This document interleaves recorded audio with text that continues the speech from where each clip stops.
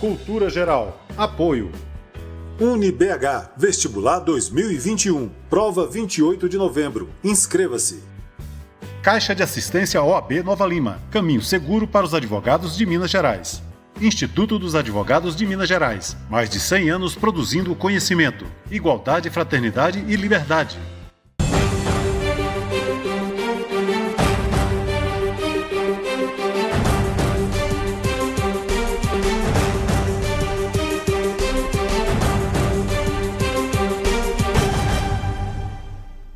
Olá, sejam todos muito bem-vindos ao Cultura Geral. É sempre um prazer fazer o Cultura Geral aqui na TV Banqueta. Hoje a gente vai discutir a questão da autoestima. Nós saímos do Outubro Rosa, entramos também no Novembro Azul. Hoje já discutimos várias coisas, tivemos pautas relacionadas à crítica ao feminismo liberal, tivemos outras pautas ligadas à democratização da autoestima. Eu acho que discutir todos esses aspectos da vida humana relacionados à psicologia, à autoestima, à psicanálise, ao corpo da mulher, ao corpo do homem, aquilo que é relacionado ao biopoder também, é muito fundamental nesse momento que a gente está vivendo, não só de pandemia, mas também de digitalização de tudo. Sejam todos muito bem-vindos mais uma vez. É um prazer receber todas as pessoas. Hoje, eu em home office, fazendo o programa no estúdio da minha casa. Estou recebendo a psicóloga Isis Barros. Seja muito bem-vinda, baiana, de Feira de Santana. Eu, nas minhas pesquisas, eu consegui achá-la no Instagram e vi uma conversa dela sobre o Outubro Rosa com uma amiga advogada. E, a partir dali, eu gostei das intervenções, por isso eu queria convidá-la para participar aqui do programa. Isis, seja muito bem-vinda. É um prazer te receber aqui em Minas Gerais, nas telas digitais da TV Banqueta e do Cultura Geral, atrás da Serra do Curral, que é o patrimônio cultural e natural também aqui de Belo Horizonte. Um grande abraço e seja muito bem-vinda a Minas Gerais. Obrigada, agradeço o convite, agradeço mesmo, né, de estar dividindo, compartilhando, né, e crescendo junto, né, porque nesses diálogos, nessa troca, né, são dois modos de pensar, né, que fazem trocas e assim cresce, né, todo mundo cresce com essas conversas. Obrigada mesmo. Isis, deixa eu te perguntar uma coisa, como que a psicologia e a psicanálise pode ajudar no processo de autoestima? A autoestima, ela é algo mais complexo do que quando a gente fala assim, a autoestima elevada, a autoestima baixa, né? Se você for parar para pensar bem de forma genuína, a autoestima começa a ser construída desde que você é um bebê, né? E na psicanálise a gente fala de libidinização do corpo, e aí a pessoa que está lá cuidando da criança fala o tal do bebezês, né? E troca aquela criança e diz quanto que ele é lindo ou linda, enfim. E aí vai se construindo essa autoestima, né, aí com a infância, do que vão dizendo, né? Ou seja, até a fase da adolescência, que é quando a gente começa a fazer essa separação dos pais ou das pessoas que nos criam, do que eles acham sobre nós, do que a gente, né, pensa, né, sobre nós mesmos, é uma autoestima criada a partir do outro, né? Então, do que o outro disse sobre você. Então, primeiro nós somos falados, não é isso? Então, nós somos bebês, a gente não sabe falar, a gente não sabe fazer, então o ser humano é o único que não nasce e já vai lá, estica as perninhas e começa a se virar e depende um pouco da mãe. A gente depende totalmente de outro ser, né, no início da nossa vida. E é assim que a autoestima ela é construída. Se eu, falando assim, parece até um pouco injusto, né? Mas aí a gente vai se virando, né? A partir da adolescência você vai desvendando isso, fazendo com o que foi possível do que foi dado pelos seus pais. E aí você traz o da mulher, né? Quando a gente volta para a autoestima da mulher, que é o tema de hoje, é uma coisa mais sensível, porque como é, né, a valorização dessa autoestima da mulher é muito voltada para como ela se apresenta desde criança, né, se ela é bonitinha, se ela parece uma princesinha, os modos que ela se comporta, né, enquanto se você, a gente não, só se percebe isso quando faz uma análise mesmo crítica, né, o menino que você é valente, que você, né, é destemido. Então, assim, a autoestima da mulher ela é muito construída na base, desde que é pequeno, né? Isso é da nossa sociedade, em como ela se apresenta, né? Na parte estética. E o que eu, né, considero altamente injusto, porque não é algo que a gente pode controlar ou que a gente pode, digamos assim, desenvolver, né? Então, a autoestima da mulher, eu não sei se eu já fui muito além da sua pergunta. Eu vou voltar em coisas que você já falou aí. Perfeito. Mas, assim, a autoestima da mulher, e é uma das coisas que eu defendo, ela tem que ser cada vez mais construída a partir das potencialidades, né? E é isso que a gente trabalha muitas vezes em consultório. São mulheres que chegam fracas, frágeis, né? Porque dependem sempre ainda de um olhar do outro sobre elas, né? Do que a sociedade que de forma radical dita sobre este corpo desta mulher. E se esquece das, né, infinitas possibilidades e poderes que cada um tem e sim a mulher tem, né? Pois, você falou numa situação interessante que eu acho que nem pensei em trazer isso para a conversa, mas eu gosto disso porque quando eu faço o programa sem pauta definida, eu consigo transitar por essa conversa. E quando você fala da construção da autoestima com relação ao bebê, nos remetemos à situação originária. Sim. Ali na situação originária, que existe de fato o processo de alteridade, né, aquilo que vem do outro, é constituída ali boa parte de uma novidade do mundo exterior. Como que na situação originária ali de 0 a 1 ano de idade, 0 a 2, esse processo de autoestima deveria ser construído nesse bebê, né? E aí pensando como bebê mesmo, né? Como que a gente deveria construir já tateando ali o corpo da criança, né? Que está cheio de dúvidas, né? Num mundo que já não é mais quentinho, já não está tão protegido e tal. Como que a gente constrói isso? É uma coisa que a gente faz, né? A mãe e pai faz, né? E aí, independente de ser biológico ou não, muito também de forma intuitiva, né? É comprovado, inclusive, que os seres humanos eles dependem desse carinho, desse pegar, desse toque inicial também para sobreviver, né? Existem pesquisas com relação a isso.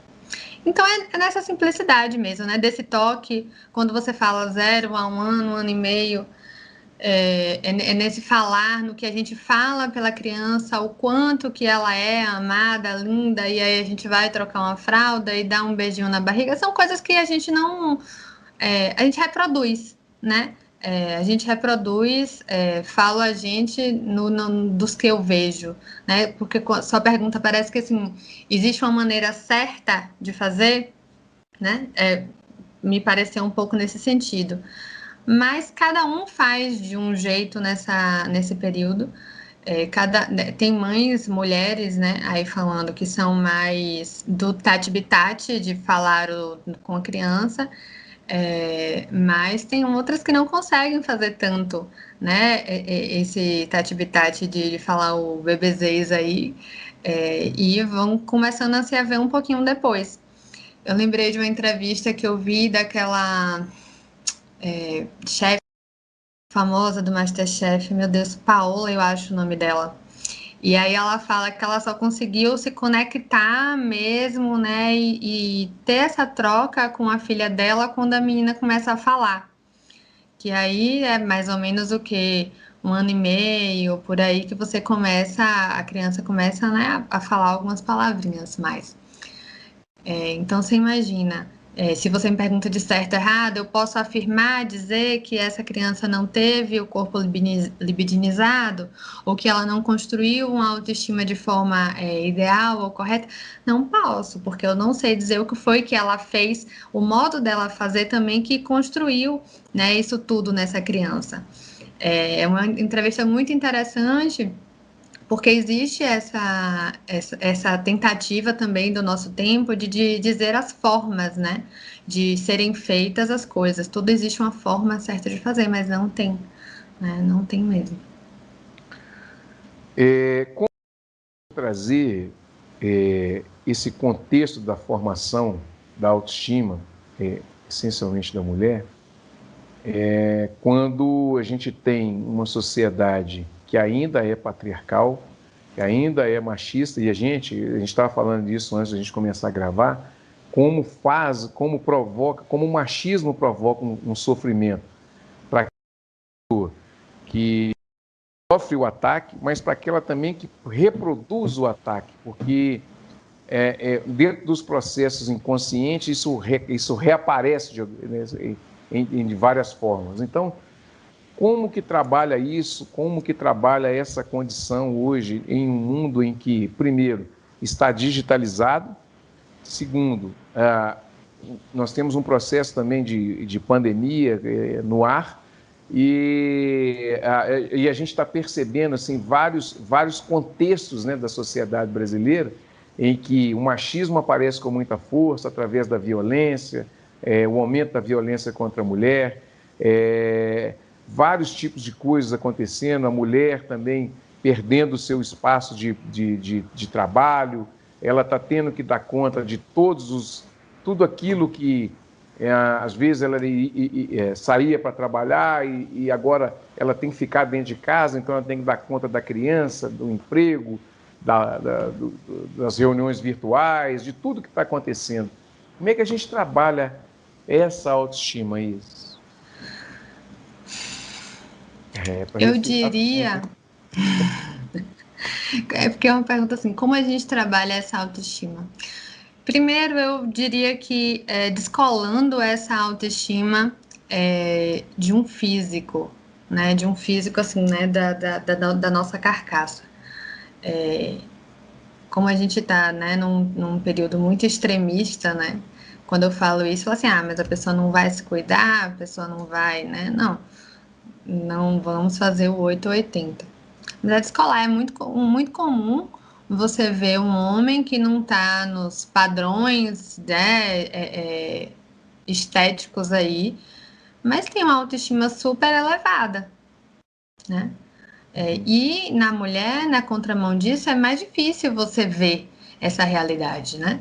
Uma mulher que não tá, né? Que um padrão, vamos lá, praticamente impossível de ser alcançado, né? De mulheres de revistas e reais, que tem ainda um Photoshop em cima disso, né? Então, assim, eu diria, a primeira coisa seria essa, né? Descolar a autoestima da mulher da literalidade do corpo, de como ela se apresenta, né?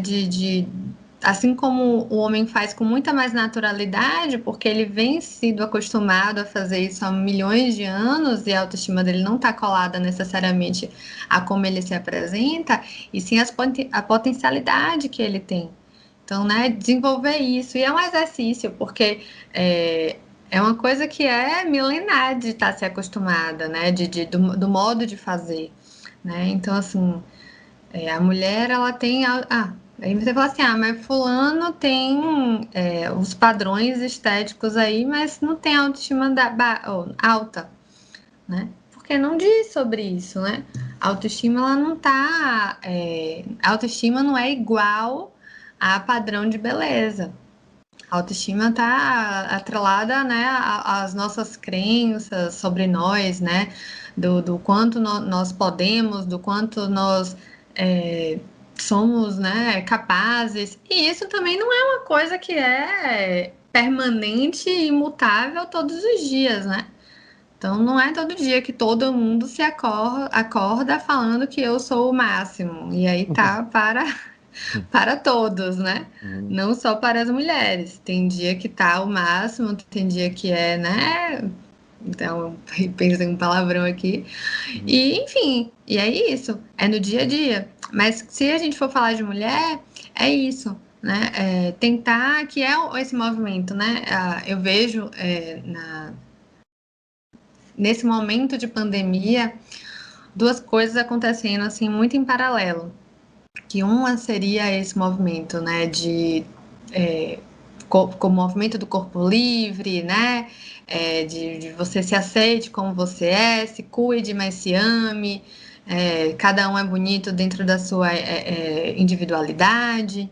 E um outro, muito na contramão, que é das harmonizações, né, harmonização facial, uma cirurgia plástica que faz um abdômen de um jeito X, e as duas estão em alta, né? Eu vi uma profissional hoje postando que no Instagram, que mesmo na pandemia, ela tem tido muitas pacientes para fazer harmonização facial.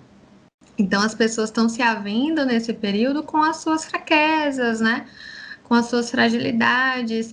E aí, como cada um tem dado conta disso ou tem feito disso, é que tem sido a diferença, né? E cada um faz como pode. Uma faz harmonização facial, outra tenta se cuidar mais um pouco, mas se amar também mais um pouco na mesma medida, e por aí vai. Oi, Isis, eu entrevistei o Daniel Lima, um psicanalista aí de Fortaleza, e um dos recortes que nós fizemos foi da sociedade, do modelo de sociedade que a gente está vivendo. Nós saímos, ou estamos saindo, ou talvez não tenhamos entrado, mas tinha uma certa base, que era a sociedade da ética. E a gente está transferindo para a sociedade da estética, dessa volatilidade, né? A volatilidade. Então, a pessoa abre o Instagram, só tem gente bonita. Você abre a outra rede social, só tem gente bonita. E isso acaba... vai tirar uma foto, você precisa tirar 50 fotos para achar uma foto com a posição mais correta. Essa sociedade da estética, né, que nos apresenta nesse momento, é um gatilho de sofrimento também, que potencializa, em grande medida, baixa autoestima, ou ela é um gatilho de aumento de autoestima? Como que você vê isso, assim? Porque é uma pergunta direta, porque a gente tem essa linha tênue entre a valorização daquilo que a gente acha bonito e, ao mesmo tempo, um padrão de beleza que é praticamente imposto, né, para as pessoas, que tem que ter aquele tipo de comportamento, aquele tipo de estética. É bem interessante o que você traz. Gatilho de baixa autoestima, em disparado. Eu tenho uma amiga que ela não utiliza muito, né, por incrível que pareça, o Instagram. E aí, certa feita, acho que antes da pandemia ainda, ela estava vendo uns filtros e tal, ela falou assim, meu Deus, eu achava minha boca linda, mas agora eu acho que isso aqui poderia ser desse jeito aqui que é me apresentado. Dificilmente você vê pessoas no Instagram atualmente fazendo stories na cara limpa, ou até de maquiagem, né, aí falando de mulheres, mas bota um filtro por cima porque tem aquela coisa que dá uma melhorada. E se a gente for pensar em dar uma melhorada, é infinito, né? Assim, o nosso desejo, ele é infinito, né? Você alcança uma coisa e aí vai outra, porque nunca é daquilo realmente que se trata. É sempre daquela outra coisa que você não alcançou, mas ainda vai almejar, enfim. E quando se trata de estética, de beleza, isso é infinito, né? Eu acredito muito... E é um dos motivos que eu né, continuo na minha página.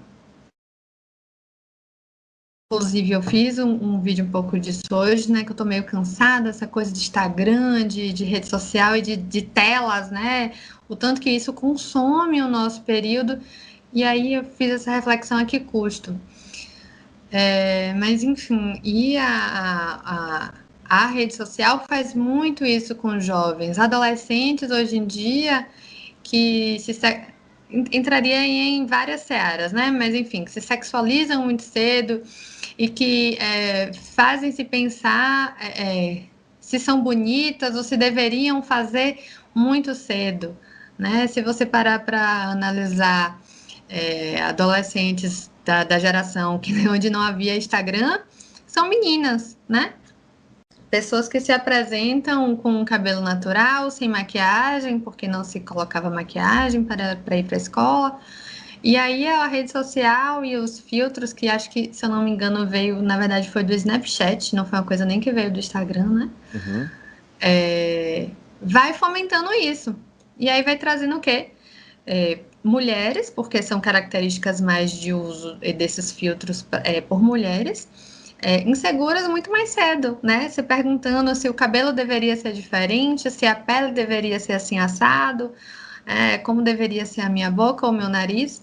Eu não sei se você viu isso, mas eu vi uma reportagem que tem sido muito, muito comum cirurgiões plásticos ou, enfim, profissionais de dentista também faz esses negócios de procedimento estético. A pessoa ir com a foto dela, com um filtro, e falar, eu queria meu nariz fosse assim, o meu queixo fosse desse jeito, porque a gente quer se parecer com o outro que tá lá. E isso é uma armadilha, né?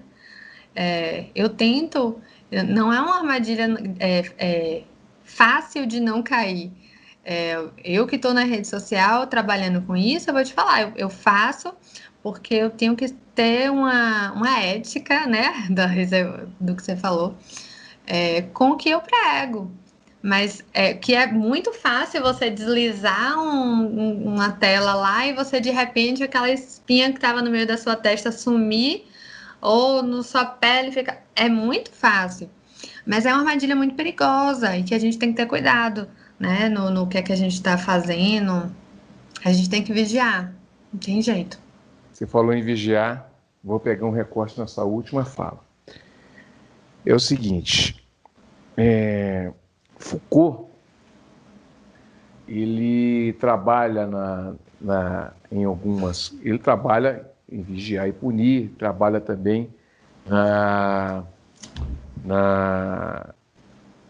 ele tem uma ideia de biopoder.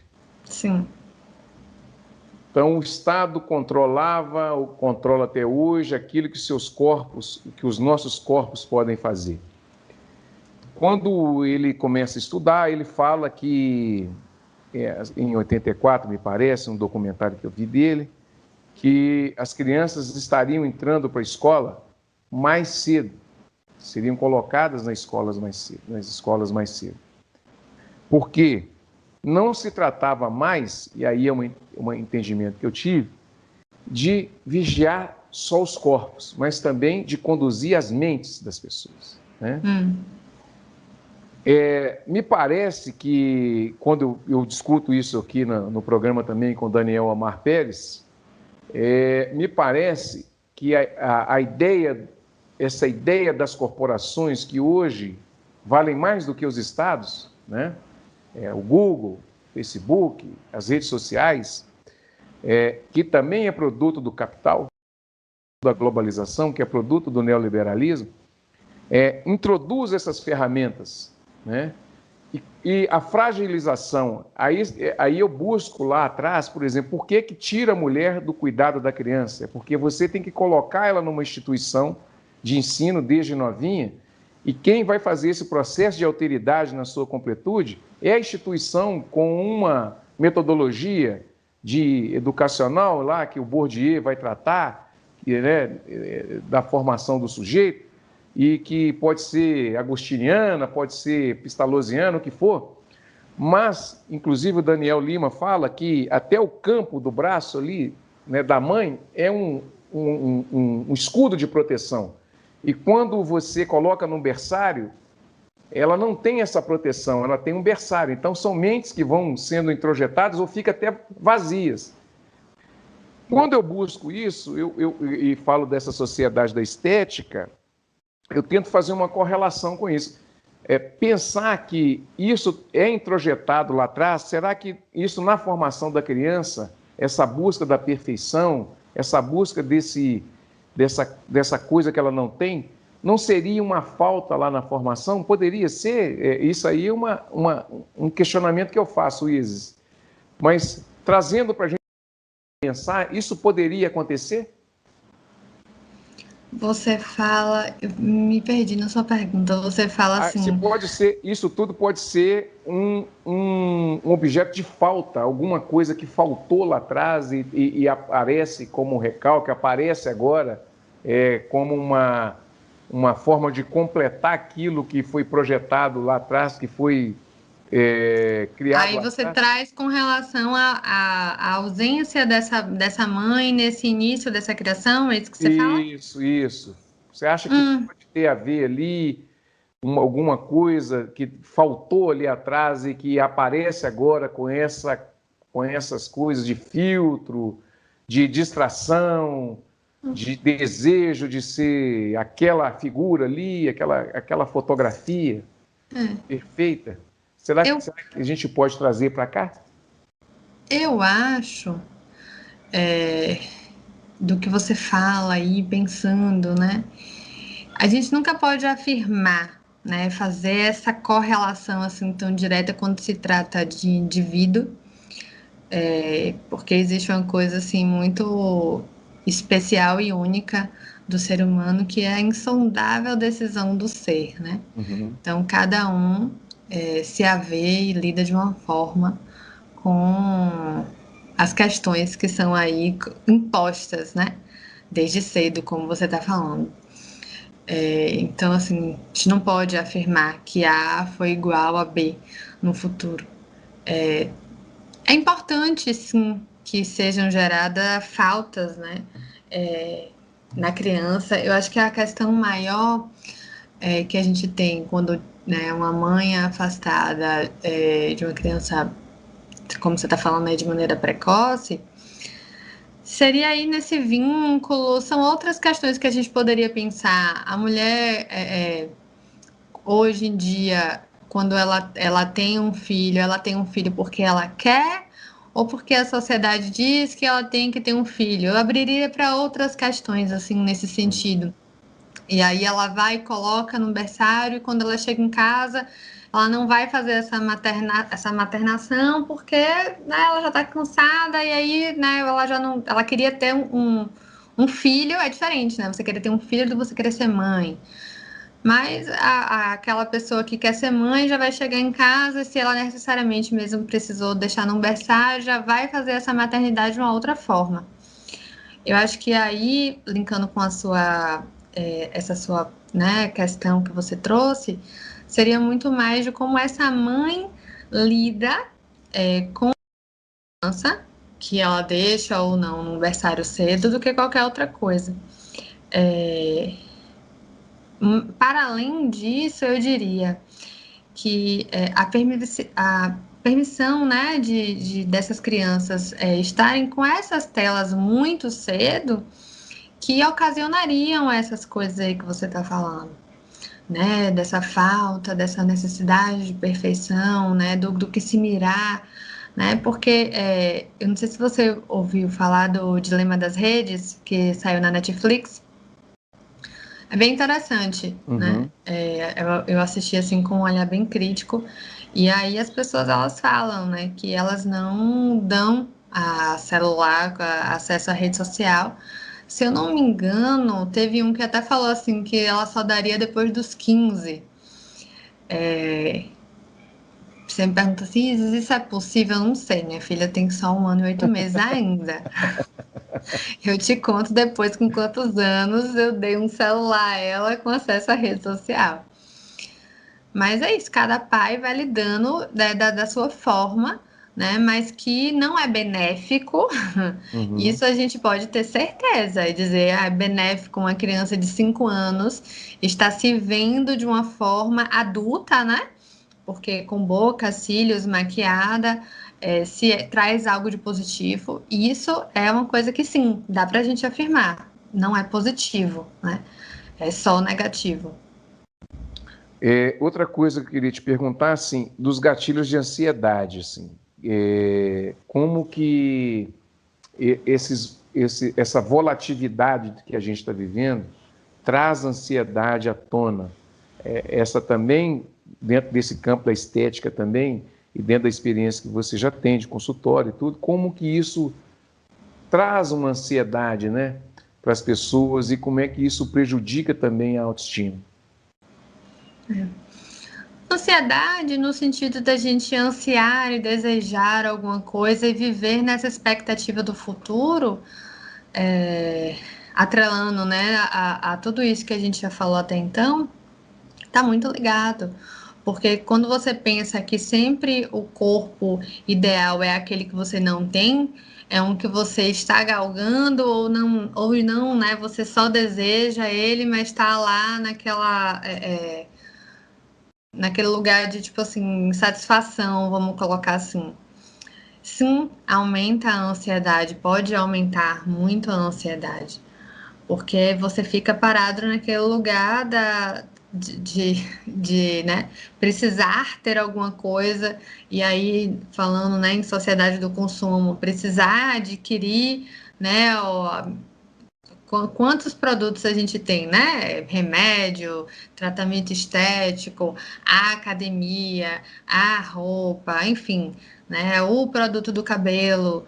O capitalismo ele faz esse jogo muito bem, né? E se a gente for colocar nessas palavras cruas, aonde o capitalismo quer que a mulher esteja, é no lugar de insegurança, no lugar de autoestima baixa, no lugar de que ela vai para frente do computador gastar todas as suas energias e ansiedade, né, nas compras online, enfim, porque depois de você passar,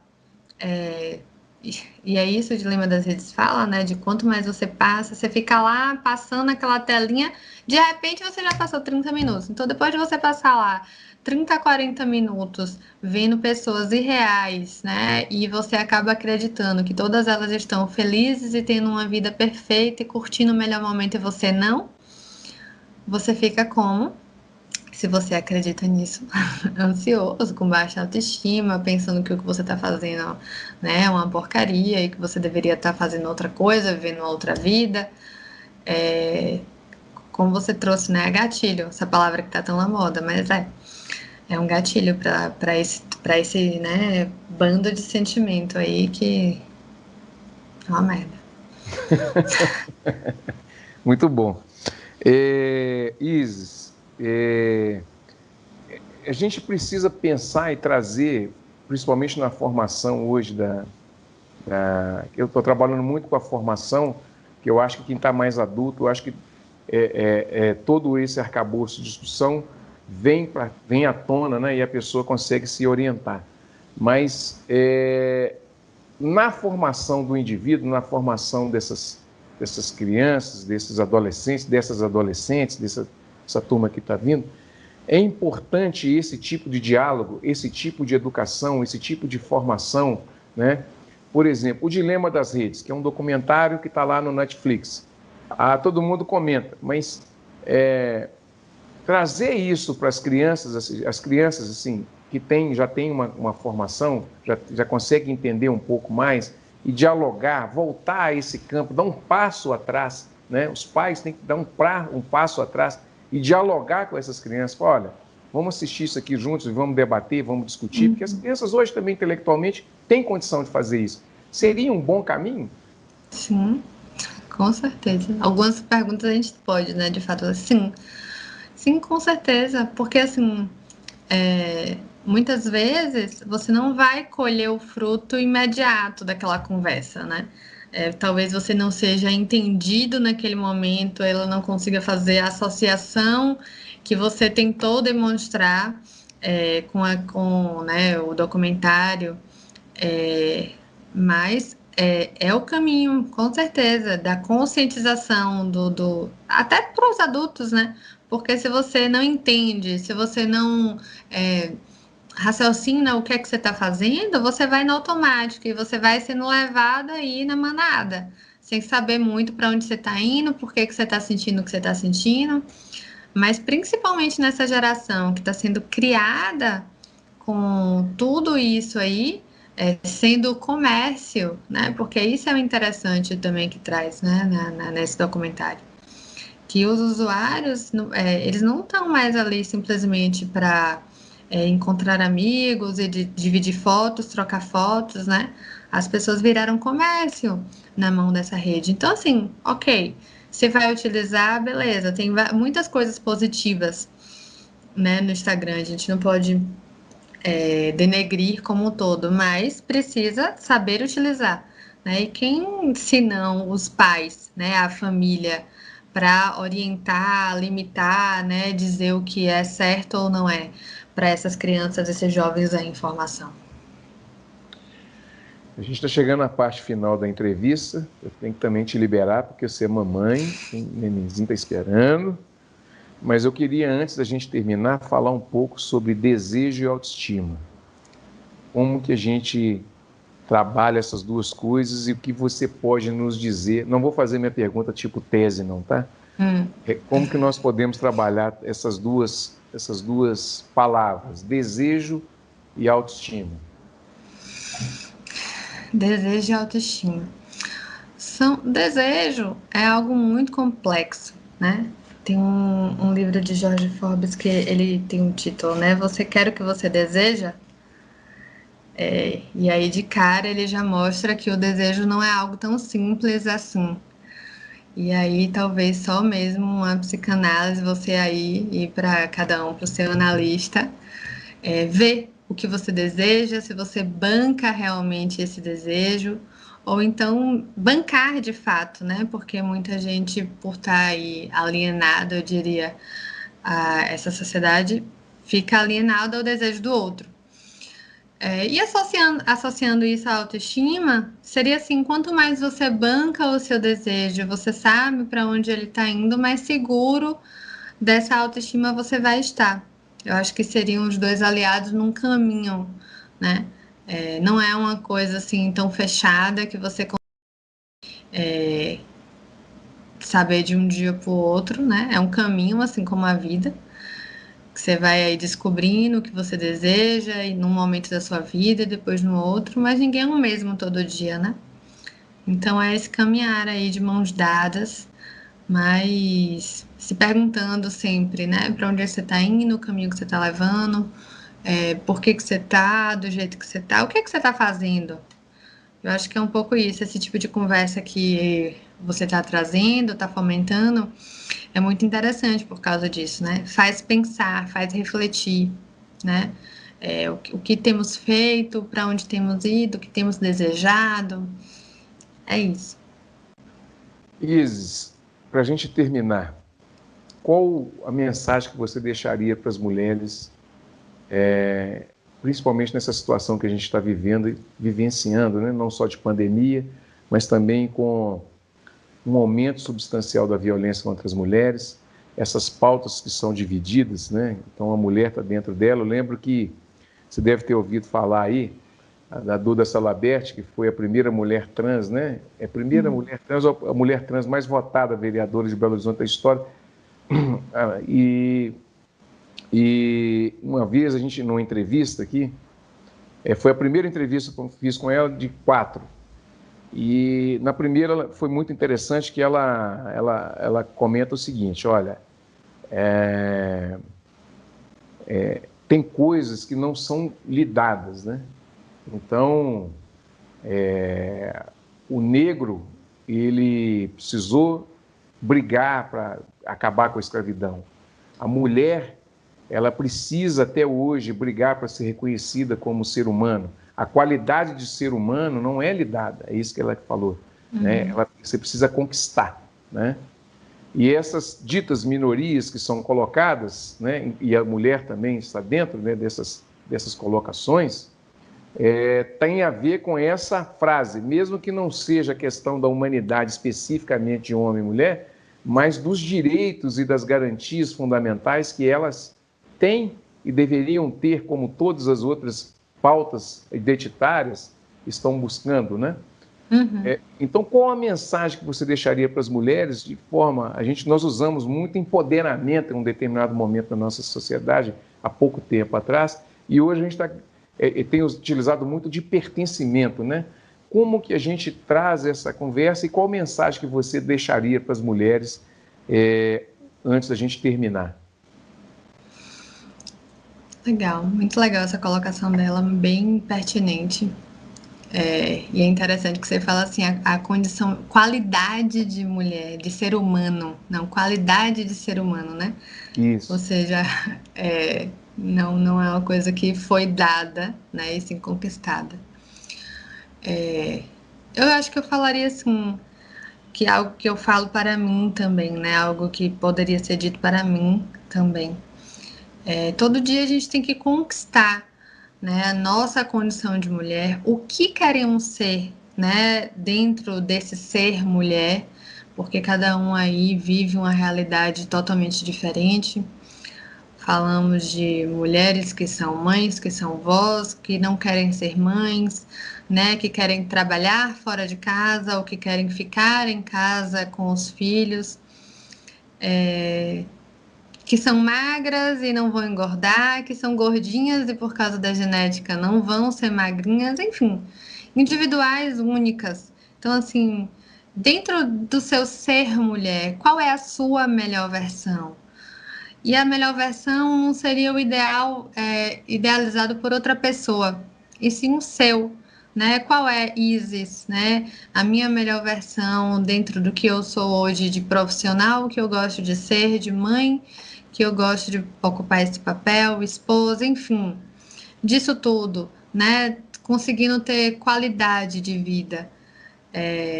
Eu diria que a gente precisa, em um dado momento, também largar a mão da supermulher e dos ideais aí do que temos que dar conta, né?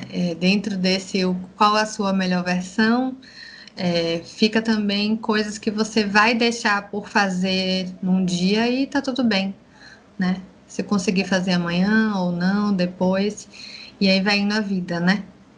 Acho que seria isso. Isis, muito obrigado pela sua palavra da Boa Terra, tá? A Isis está falando direto da Boa Terra, né? Da terrinha, da Bahia, e eu fico muito feliz de ter conseguindo, através do campo digital, trazer várias visões, né? Não só do direito, mas da psicologia, da psicanálise, da arte, da literatura, do pensamento crítico, né? É isso que a gente tem feito aqui nesses 5 anos. Muito obrigado por você participar com carinho, e eu acho que é super válido esses debates, essas conversas, não debates, mas essas conversas que são enriquecedoras para todos nós. Muito obrigado, viu?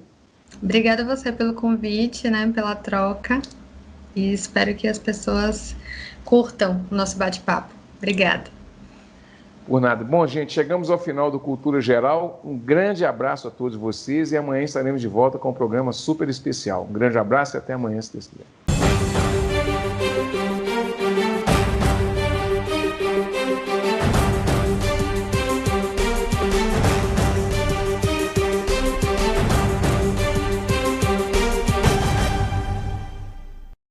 Cultura Geral. Apoio. UniBH Vestibular 2021. Prova 28 de novembro. Inscreva-se. Caixa de Assistência OAB Nova Lima. Caminho seguro para os advogados de Minas Gerais. Instituto dos Advogados de Minas Gerais. Mais de 100 anos produzindo conhecimento, igualdade, fraternidade e liberdade.